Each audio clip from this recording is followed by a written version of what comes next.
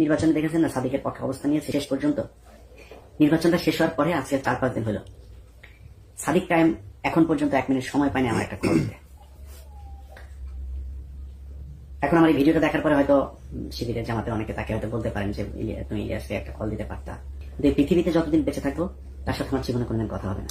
তার দরজা আমার কাছে, আমি বিশাল প্রভাবশালী ক্ষমতাশালী কিছু না, কিন্তু তার দরজা আমার জন্য সারা জীবনের জন্য বন্ধ। দর্শক, আপনারা ভিডিওটা দেখলেন, যে ভিডিওর অংশ বিশেষ সাংবাদিক ইলিয়াস হোসেন সাদিক কায়েমের উপরে একটু হয়তোবা রাগ হয়েছেন কিংবা একটু বিরক্ত হয়েছেন।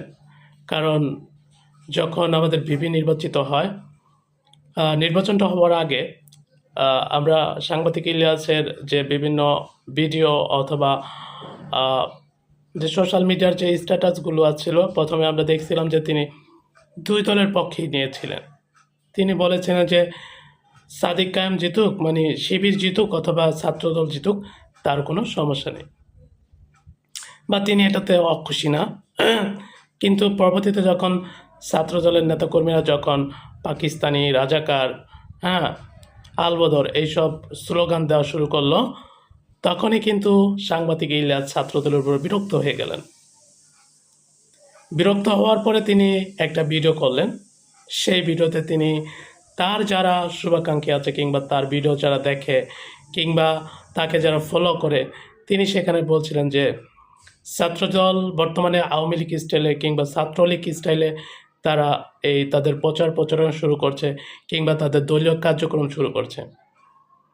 আওয়ামী লীগ যেমন রাজাকার, পাকিস্তানি, আলবদর এইসব ট্যাগ দিয়ে রাজনীতি করেছিল, ছাত্রদল সেটাই করেছে। এবং তিনি সেটার প্রতিবাদ করে তিনি তার ভিডিও বার্তায় বলেছিলেন যে আমার যারা শুভাকাঙ্ক্ষী আছেন কিংবা আমাকে যারা অনুসরণ করেন, আপনারা শিবিরের সাদিক কায়েমকে ভোটটা দিতে পারেন।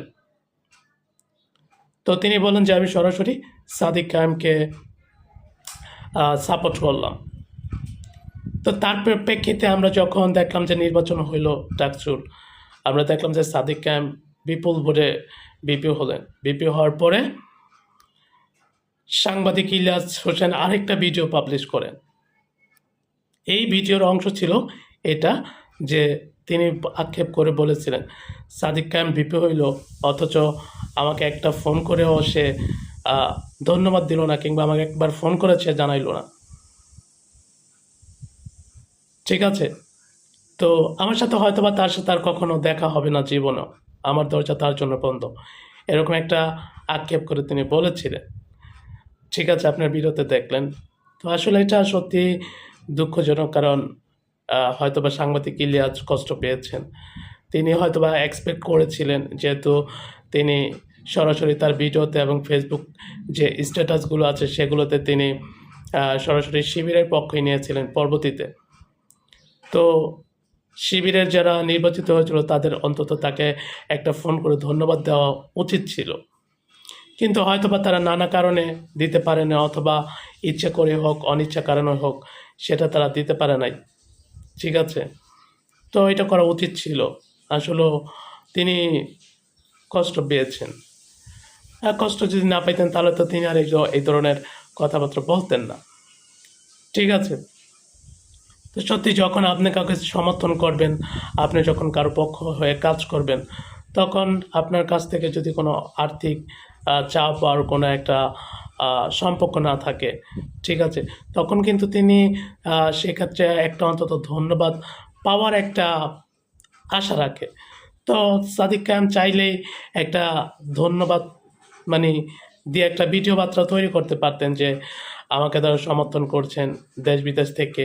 ঠিক আছে, কিছু কিছু যারা বড় ধরনের সমর্থক ছিল, যেমন পিনাকি ভট্টাচার্য, সাংবাদিক ইলিয়াস, গোলাম সারোয়ার, এরকম যারা সাংবাদিক ছিলেন তাদের উদ্দেশ্যে নাম ধরে যদি একটা ভিডিও বার্তা দিয়ে দিত, হয়তোবা তাতে তারা সন্তুষ্ট থাকতো, অথবা একটা ফোন করতো, সেটা করে নাই।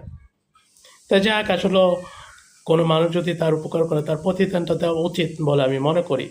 আজকে সাদিক কায়েম ভিপি হয়েছেন, হয়তোবা তার সমর্থন ছিল, পাশাপাশি তার কার্যক্রমে অনেক অনলাইন অ্যাক্টিভিস্টরা তার প্রতি সন্তুষ্ট ছিল, এবং বিশেষ করে তারা যেহেতু ইন্ডিয়ান বিরোধী ক্যাম্পেইন করে, ইন্ডিয়ার বিপক্ষে তারা যেহেতু পাকিস্তানি বা ভারতীয় দালাল টালাল এরকম স্লোগান তারা দেন না।